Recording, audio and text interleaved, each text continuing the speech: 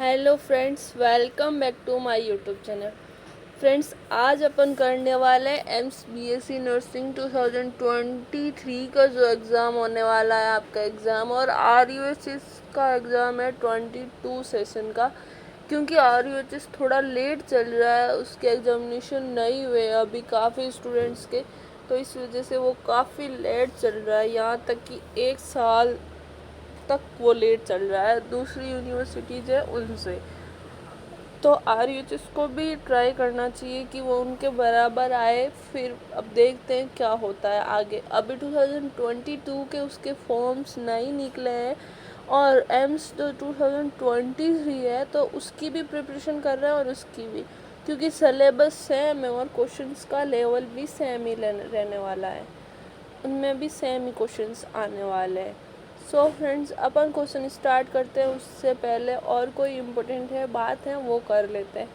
AIIMS 2022 में जिनके marks नहीं आ रहे, क्वालिफाइंग मार्क्स नहीं है, या तो वो कोई कॉलेज ज्वाइन कर ले, या फिर वो 2023 की प्रिपरेशन करना स्टार्ट कर दे। डेली एनसीईआरटी पढ़े, एक चैप्टर पढ़े। अगर आप इस तरह अगर एक एक चैप्टर पढ़ते गए तो इस तरह बहुत सारे चैप्टर्स हो जाएंगे।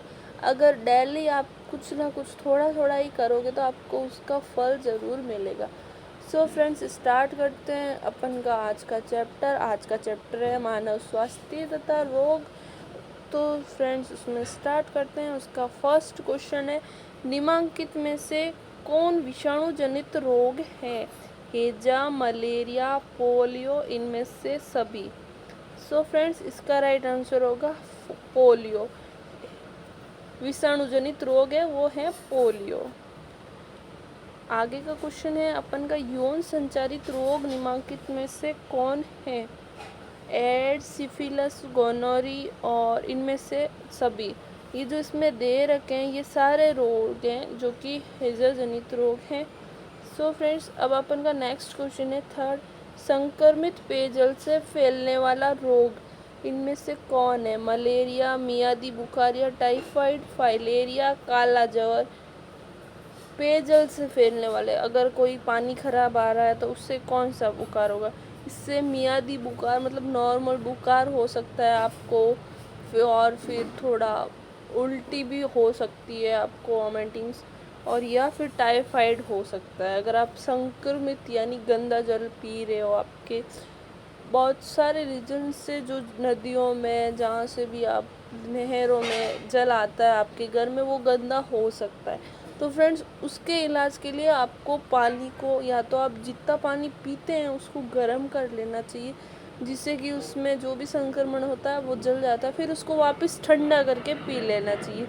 सो फ्रेंड्स, अपन का नेक्स्ट क्वेश्चन है आगे, डेंगू बुखार किसके कारण होता है? जीवाणु के कारण, विषाणु के कारण, प्रोटोजोआ के कारण, या कृमि के कारण?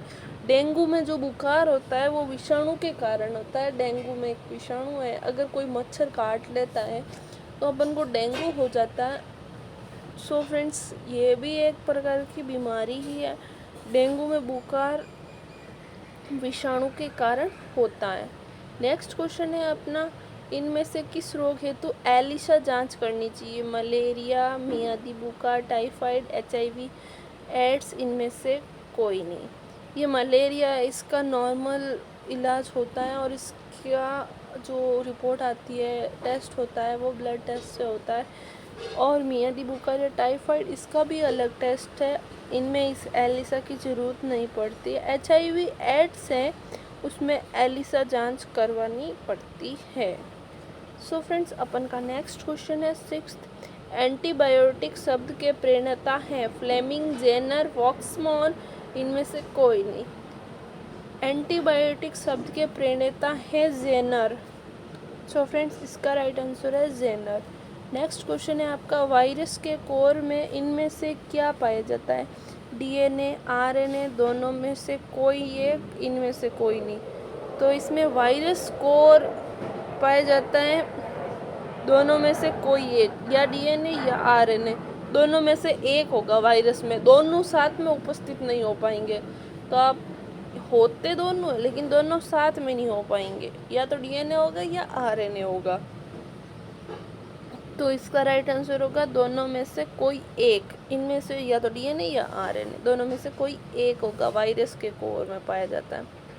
रुधिर में पाया जाने वाला इम्यूनोग्लोबिन है, रुधिर में पाया जाने वाला, माँ के दूध में पाए जाने वाला, ऐसे बहुत सारे इम्यूनोग्लोबिन है, लेकिन वो उस टाइप का पिछले साल ऐसा क्वेश्चन आ चुका है, तो इस साल ये भी आ सकता है, चांसेस है। सेम क्वेश्चन नहीं आएगा, 3-4 साल पहले आया तो रिपीट हो सकता है, 1 साल का पहला कम चांस है, नहीं रिपीट करते हैं। क्वेश्चन भी तो बहुत सारे बनते हैं, सेम क्वेश्चन क्यों देगा वो? जब जानता है कि ये पहले आ चुका है तो फिर ये सेम क्वेश्चन देने का कोई रीज़न नहीं है।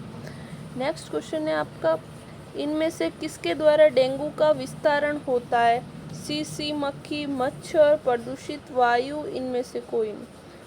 डेंगू का विस्तारण तो सभी को पता है, मच्छर के कारण होता है, ना कि मक्खी के कारण होता है, ना कि प्रदूषित वायु के कारण होता है, इनमें से कोई नहीं। ये नहीं होगा, इसका राइट आंसर होगा किसके द्वारा डेंगू का विस्तारण होता है? मच्छर के द्वारा डेंगू का विस्तारण होता है।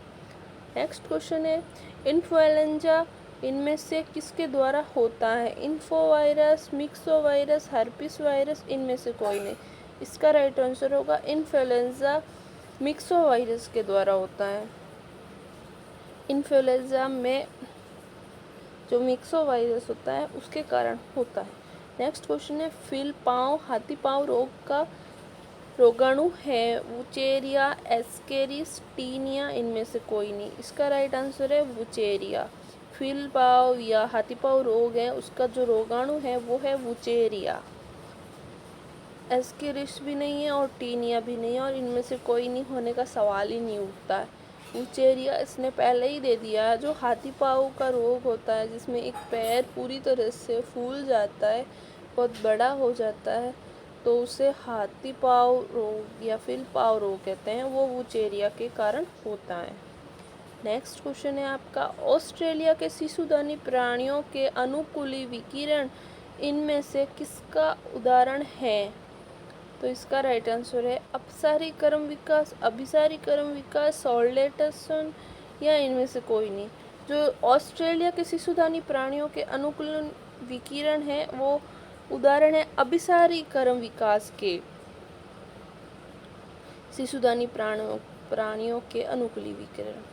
नेक्स्ट क्वेश्चन है आपका, टी लिम्फोसाइट उत्पन्न होता है पेट से, थाइमस से, यकृत से, अस्थिमज्जा से? तो इसका राइट आंसर है अस्थिमज्जा से। टी लिम्फोसाइट जो उत्पन्न होते हैं वो अस्थिमज्जा से उत्पन्न होते हैं, ना कि पेट से, ना कि थाइमस से, ना यकृत से।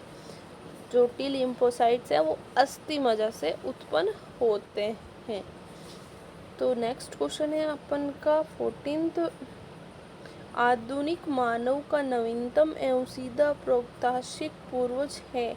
क्रोमेगॉन, प्री निडरएल्थ, और इनमें से कोई नहीं। इसका राइट आंसर है क्रोमेगनॉन। आधुनिक मानव का नवीनतम एवं सीधा प्रागैतिहासिक। नेक्स्ट क्वेश्चन है आपका 15, अबुद्रीय विषाणु कारक है? पोलियो का, क्षय रोग का, पीलिया का, कैंसर का? अबुद्रीय विषाणु कारक, अबुद्रीय विषाणु कारक है वो कैंसर के लिए है, अबुद्रीय विषाणु कारक। नेक्स्ट क्वेश्चन आता है आपका, जैव रिएक्टर अनुकूलतम परिस्थितियों में क्या निर्माण करता है? उत्पादक, जीव, माध्यम, ये सभी। जो जैव रिएक्टर अनुकूलतम परिस्थिति में ये सभी निर्माण करते हैं, उत्पादक, जीव, माध्यम, तो ये सभी उत्पन्न करता है जैव रिएक्टर। नेक्स्ट क्वेश्चन है आपका, कैंसर का कारक है? ओनेकोजीन्स, अबुद्रीय विषाणु, ओनेकोजीन्स तथा अबुद्रीय विषाणु, इनमें से कोई नहीं। सो फ्रेंड्स, इसका राइट आंसर होगा ओंकेजीन्स तथा अबुद्रीय विषाणु। कैंसर का जो कारक है वो है ओनेकोजीन्स तथा अबुद्रीय विषाणु। नेक्स्ट क्वेश्चन आता है आपका, अभिशरी विकास प्रदर्शित होता है समजात अंगों द्वारा, समवर्ती अंगों द्वारा, अवशेषी अंगों द्वारा, इनमें सभी द्वारा। जो अभिसारी विकास है वो समवर्ती अंगों द्वारा प्रदर्शित होता है। अभिसारी विकास प्रदर्शित होता है समवर्ती अंगों द्वारा। नेक्स्ट क्वेश्चन आपका आता है, सुजा गोनेरिया रोग है? जल जनित रोग, हवा जनित रोग और यौन संचारित रोग, या ये रोग नहीं है? तो सुजा गोनेरिया रोग हैं, वो यौन संचारित रोग हैं। नेक्स्ट क्वेश्चन है आपका ड्रायोपिथिकस इनमें किसके अधिक समान थे? एप के, गोलेरिका के, चिंपांजी के, मनुष्य के? जो ड्रायोपिथिकस थे वो एप के ज़्यादा समान थे, अधिक समान थे।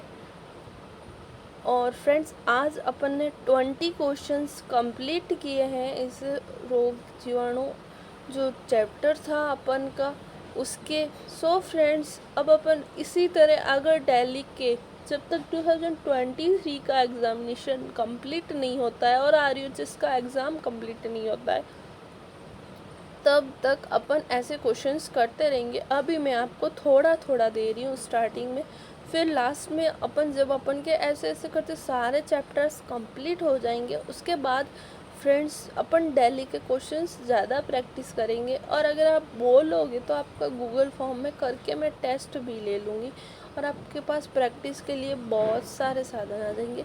और अगर आपने अभी तक टेलीग्राम चैनल जाके ज्वाइन नहीं किया तो जाके एक बार टेलीग्राम चैनल ज्वाइन कर ले, जिससे कि मुझे पता चले कि कौन क्या चाहता है, तो उसमें मैं काफ़ी चीज़ें पूछती हूँ। सो फ्रेंड्स अगर आपको कोई भी डाउट है, क्वेरी है तो आप कमेंट करके पूछिए, टेलीग्राम पे पूछिए या फिर इंस्टाग्राम पर मैसेज करके पूछिए।